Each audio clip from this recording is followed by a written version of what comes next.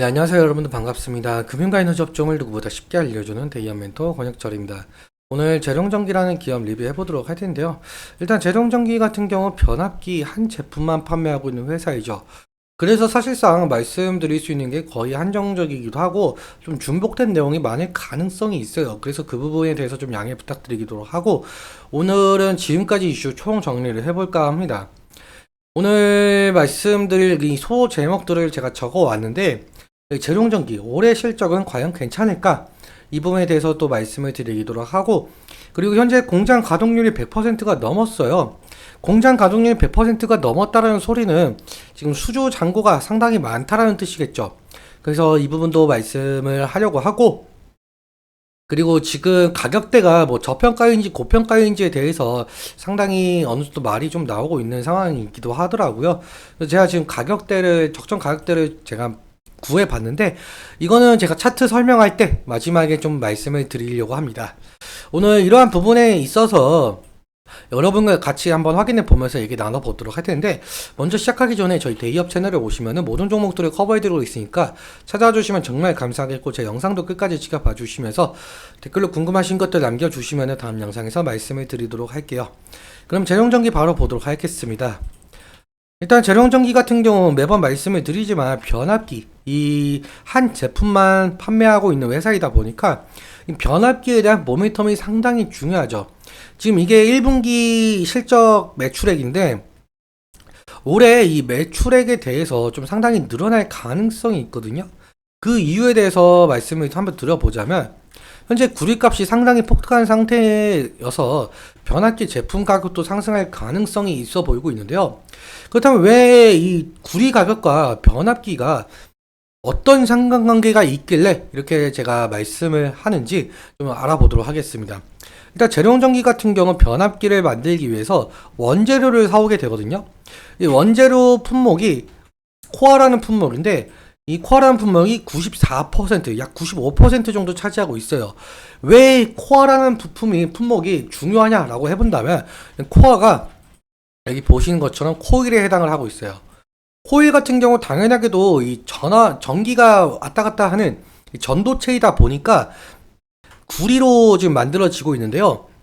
1차적으로 코일이 100번 정도 감겨져 있고 2차적으로 10번 정도 감겨져 있다라고 한다면은 비율은 10대 1이겠죠. 그러면은 1000V의 전압이 들어왔을 때 나가는 전압은 10대 1이다 보니까 100V가 되겠죠.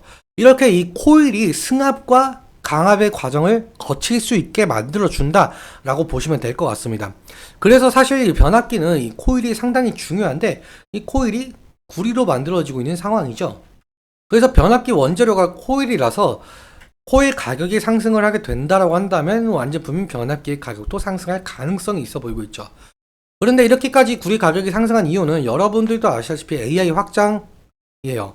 AI 시장이 커지면서 필요하게 된 이 전력 인프라망 구축, 이 전력 인프라망 구축을 위한 전선의 수요 증가, 그리고 전선 수요 증가에 따른 구리 수요 증가, 이 이유로 인해서 구리 가격이 상당히 상승했는데요.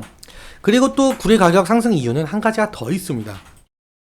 증권가에서는 구리 가격 상승 배경이 중국에 있다라고 하는데 미국과 영국에서는 러시아를 제재를 하면서 주요 광산 가동이 중단이 되었고 그리고 중국 같은 경우 현재 이 제조업이 회복이 되다 보니까 수요가 높아지고 있다라는 거죠.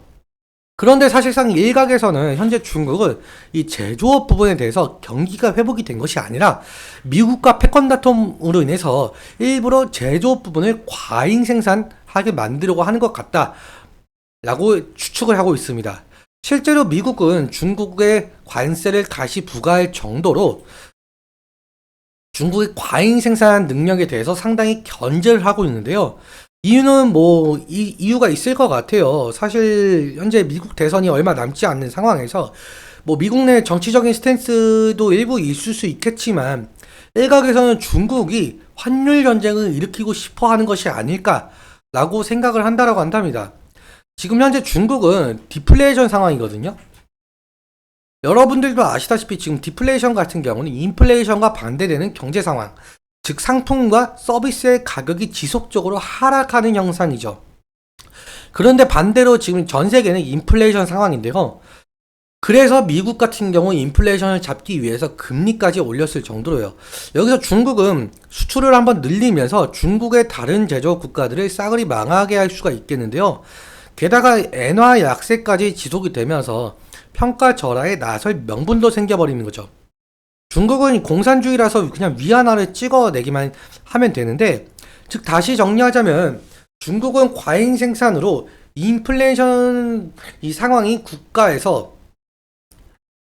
값싼 제품인 중국산을 쓸 수밖에 없고 다른 나라의 제조업을 박살내면서 대부분의 나라를 중국의 경제 식민지로 종속을 시킬 수 있다는 거죠. 그래서 실제로 현재 중국은 달러를 팔고 금과 구리를 대규모로 사들인 이유로 볼 수 있을 것 같습니다. 이런 이유들로 구리 수요가 증가가 되면서 상승을 하고 있는데, 그러니까 원재료 가격 상승으로 인해서 제품 가격이 상승을 하게 된다라고 한다면 사실상 제품의 수요가 줄어들 가능성이 있겠지만, 지금 현재 여러분들도 아시다시피 현재 AI 산업으로 인해서 연관되어 있는 산업들도 상당히 화랑을 띠고 있는데, 그 중에서 당연하게 눈에 띄는 건 전력 사업이 아닐까 생각을 하고 있습니다.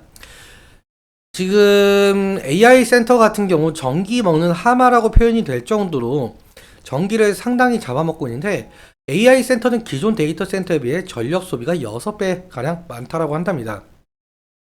그래서 지금 전 세계 8천여 개 데이터 센터 중에 3분의 1 가량을 보유한 미국에서는 전력 고갈 현상마저 닥치고 있는 상황인데, 그렇기 때문에 지금 전력 공급망 확충이 시급하다라고 하는 거죠. 왜 그러냐라고 해본다면 AI 서비스 같은 경우는 결국에 데이터 저장이 필수적이겠죠.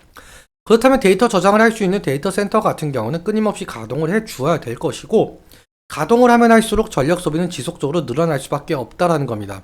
즉 다시 정리하자면 데이터 센터의 경우 전력 소비를 하면서 지속적으로 가동을 하면서 각종 데이터를 수집을 하고 저장하는 역할이 되어야 AI 서비스를 지속을 할 수가 있겠는데요. 그럼 여기서 필요한 것은 바로 전력망 확충이겠죠. 뭐 태양광 발전이든 풍력이든 원자력이든 화력이든 변압기는 꼭 필요한 존재일 수밖에 없는데요. 왜 그러냐라고 해본다면 전기 같은 경우 발전소에서 만들어지면서 가정이나 회사까지 오게 되는데, 이러한 복잡한 과정을 거치게 되고 있어요. 사실 발전소에서 만들어지는 전기 같은 경우 11kV에 해당을 하고 있습니다. 그런데 우리가 가정에서 쓰는 이 전기 같은 경우 220V이죠. 그러니까 발전소에서 만들어진 전기가 승합과 강압의 과정을 거치게 되면서 220V로 우리가 쓰고 있는 220V가 되는 건데요. 그렇다 보니까 이 변압기, 승합과 강압을 해주는 변압기가 상당히 필수적이죠. 이러한 상황으로 인해서 재룡전기가 모멘텀을 가졌다라고 볼 수가 있을 것 같습니다. 그럼 차트 보면서 또 설명을 드려보도록 할게요. 지금 차트를 보시면 재룡전기 같은 경우 이 가격대가 지금 형성이 되고 있는 상황인데, 제가 적정 가격대를 한번 구해봤는데 한 73,493원 정도로 나오고 있더라고요. 그러니까 어떻게 보면 아직까지는 적정 가격대라고 볼 수가 있겠죠.